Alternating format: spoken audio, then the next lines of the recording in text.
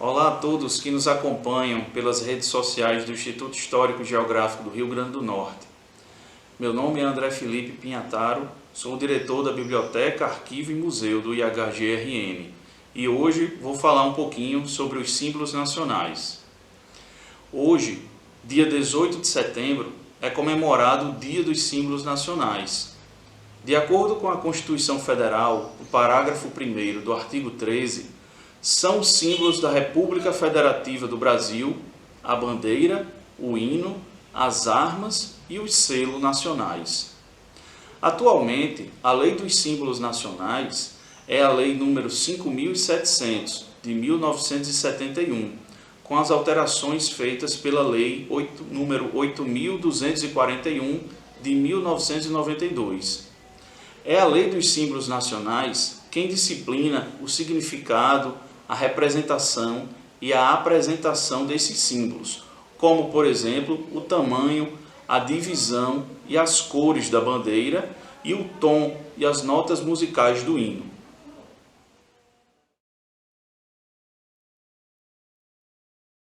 Então vamos começar falando pela bandeira, que é o símbolo mais popular e o de maior identidade dos brasileiros. A nossa bandeira foi instituída pelo Decreto número 4, de 19 de novembro de 1889, 4 dias após o episódio da Proclamação da República, pelo chefe do governo provisório, Deodoro da Fonseca. A bandeira republicana foi idealizada por Raimundo Teixeira Mendes, nascido em Caxias, no Maranhão, e Miguel Lemos, nascido em Niterói, no Rio de Janeiro, fundadores da Igreja Positivista do Brasil, adeptos da filosofia positivista de Augusto Comte. Vale lembrar que Augusto Comte teve uma relação muito próxima com a nossa conterrânea Anísia Floresta. O astrônomo Manuel Pereira Reis, professor da Escola Politécnica, natural de Salvador, na Bahia, foi consultado sobre a representação do céu na esfera azul da bandeira, especificamente com a posição e tamanho das estrelas. Uma curiosidade sobre o astrônomo Pereira Reis é que durante a chamada Questão de Grossos, entre o Rio Grande do Norte e o Ceará, ele, a pedido do Rio Grande do Norte, desenhou o mapa com os limites entre os dois estados. Uma vez estando traçada a bandeira, coube ao pintor carioca Décio Vilares, simpatizante do positivismo, pintá-la numa tela, para que seus idealizadores a apresentassem a Benjamin Constant, titular do Ministério da Guerra do governo provisório e chamado de o fundador da República, o qual também era positivista. Benjamin Constant aprovou o projeto da bandeira e o levou para a aprovação de Deodoro da Fonseca. Apesar de o decreto ter sido assinado por Deodoro e pelos ministros, a aprovação da bandeira ainda demorou alguns dias.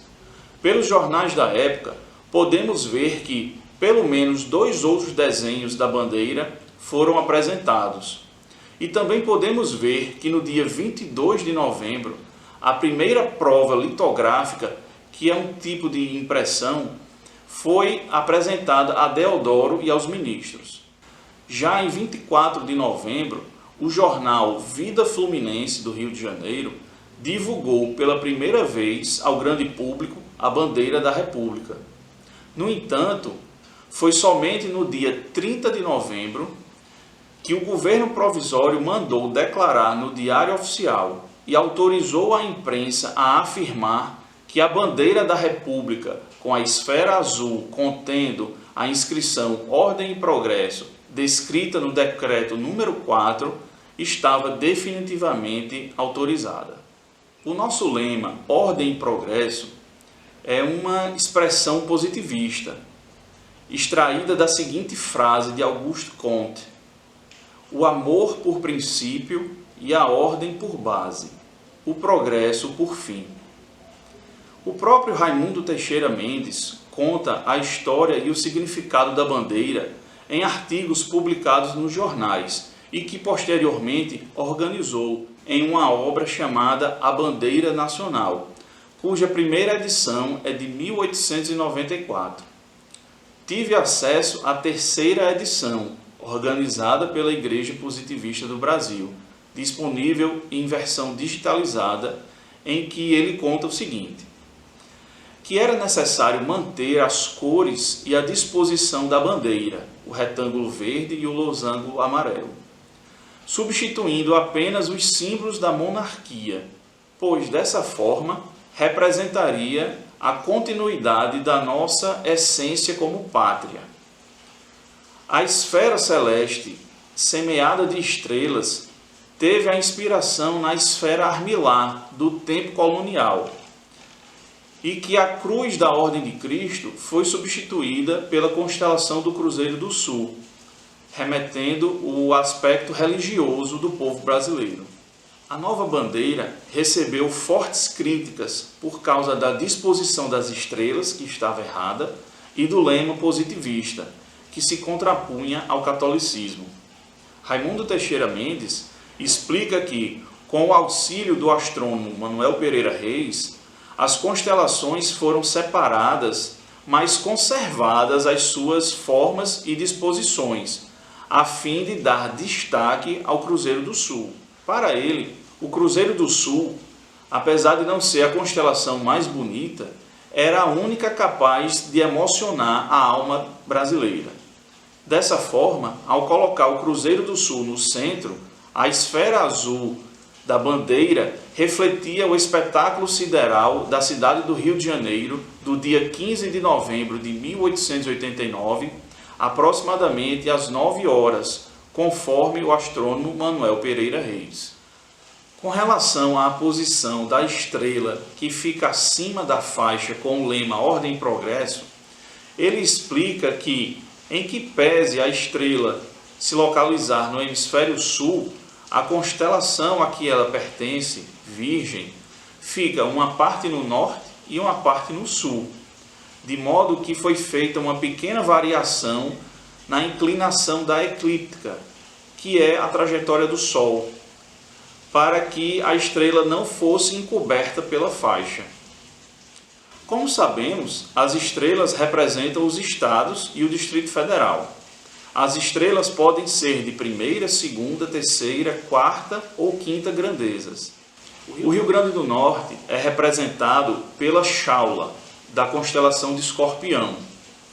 É a estrela que representa a agulha na cauda do escorpião. A estrela Shaula é a 11ª da constelação e também é conhecida como Lambda, que no alfabeto grego representa a 11ª letra. É uma estrela de segunda grandeza. Uma curiosidade é que, se algum estado for criado, uma nova estrela deverá ser inserida na bandeira. E se algum estado for suprimido, a estrela que corresponde a ele deve ser igualmente suprimida. Já com relação ao lema, Raimundo Teixeira Mendes defende que os inconfidentes já pensavam em adotar a expressão libertas quaesera tamen, liberdade ainda que tardia, em caso de independência do Brasil naquela oportunidade. Não custa lembrar que anos depois ela foi usada para a bandeira de Minas Gerais. De acordo com Raimundo Teixeira Mendes, a expressão dos inconfidentes não define o conjunto da política republicana moderna, e isso no final do século XIX. E como, para ele, a liberdade é condição fundamental da ordem e do progresso, o lema escolhido absorve o lema dos inconfidentes. E ele finaliza: o símbolo tem como alvo cultivar o sentimento patriótico pelo incitamento do amor que se tem ao país. Em 2009, por acaso do destino, os primeiros desenhos da bandeira republicana, feitos por Raimundo Teixeira Mendes, e o primeiro quadro pintado por Décio Vilares foram encontrados na Igreja Positivista do Brasil.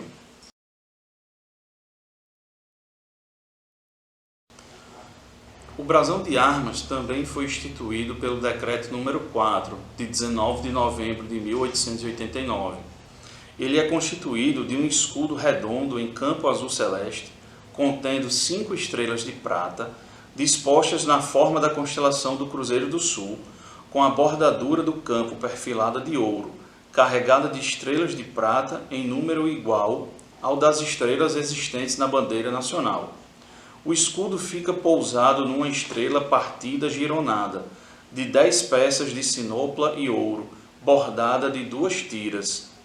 Figura sobre uma coroa formada de um ramo de café frutificado à direita e de outro de fumo florido à esquerda, ambos da própria cor, ficando o conjunto sobre um resplendor de ouro, cujos contornos formam uma estrela de 20 pontas. Em listel de blau, brocante sobre os punhos da espada, inscrever-se-á em ouro a legenda República Federativa do Brasil no centro e as expressões 15 de novembro na extremidade direita e as expressões de 1889 na esquerda. O brasão foi idealizado por Arthur Sauer, um engenheiro alemão que era presidente da Companhia de Saneamento do Rio de Janeiro e diretor do tradicional Almanaque Administrativo, Mercantil e Industrial do Rio de Janeiro, mais conhecido como Almanaque Lemmert, dos irmãos também alemães Eduardo e Henrique Lemmert. Já a confecção do desenho do novo brasão de armas coube a outro alemão, Louis Grieder, ilustrador, litógrafo, gravador e fotógrafo dos irmãos Lemmert, de modo que o primeiro brasão republicano, assim como a primeira bandeira, foi impresso na Casa Lemmert e Companhia. Diferentemente da bandeira, o brasão não sofreu críticas e foi bastante elogiado pela imprensa da época. Tanto que, em 1892, houve um movimento no Congresso Nacional para mudar a bandeira, substituindo a esfera azul pelo brasão de armas. Mas, como sabemos, essa lei não foi aprovada e o brasão permanece do mesmo jeito.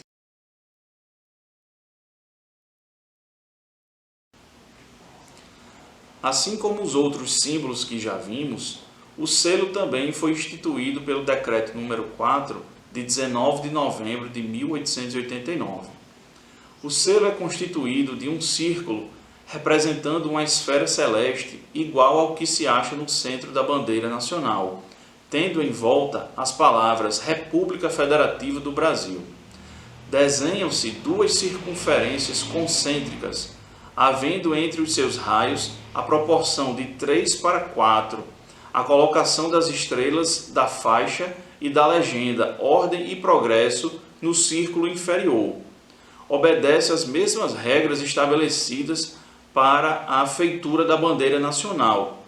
As letras das palavras República Federativa do Brasil têm uma altura de 1/6 do raio do círculo inferior e de largura 1/7 do mesmo raio. Segundo Raimundo Teixeira Mendes, o selo foi ideia do tenente Antônio Gabriel de Moraes Rego, natural de São Luís do Maranhão, engenheiro, bacharel em matemática e professor da Escola Militar.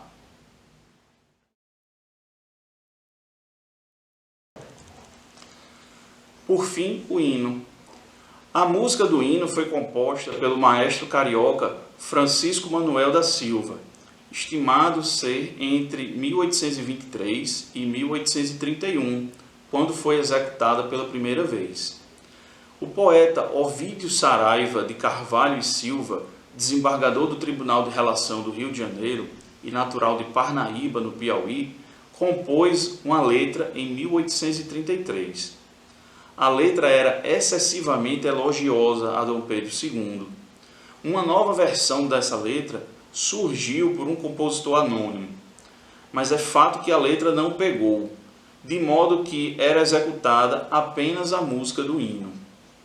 Deodoro da Fonseca mandou organizar um concurso para escolher o novo hino.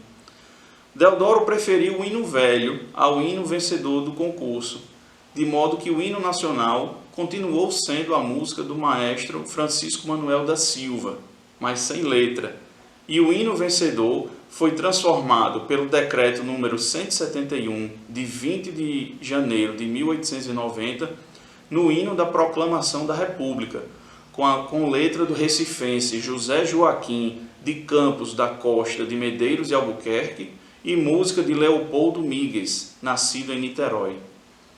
Em 1908, o diretor do Instituto Nacional de Música, o maestro Alberto Nepomuceno, natural de Fortaleza, no Ceará, era o chefe da comissão responsável por rever o hino nacional. A comissão promoveu o concurso para a letra do hino, instruindo com um modelo de padrão métrico de melodia, pois não havia uniformização, de modo que cada banda de música terminava tocando de modo bem diferente uma da outra. O concurso não teve um vencedor formal.